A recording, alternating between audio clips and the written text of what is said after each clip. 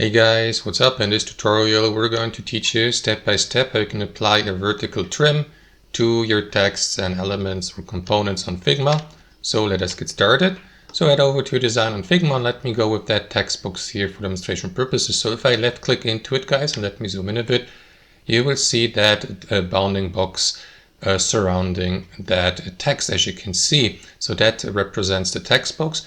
And you will also see guys that there is a slight space or a small space or a gap between the upper end of the given text and also the upper border of the given text box here. And you can get rid of that by applying a vertical trim, for example, to make the upper end of your text here, in this case here, also your cap height or your upper border of your text box. To do that, let me just zoom out again.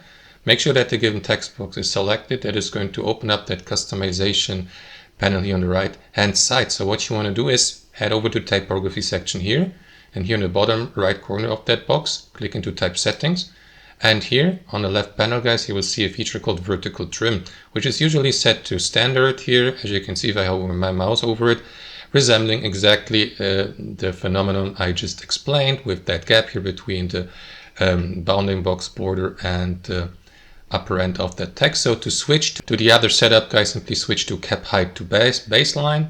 There you go. That is going to technically remove that gap I just mentioned before and set a maximum cap height to the given baseline, which is in this case here the upper end of the text. So that, let me just zoom in a bit, as you can see the gap just disappeared, so that you may now use that upper end of your text as an orientation and, for example, align with other objects so that so that it aligns to the upper end of your text.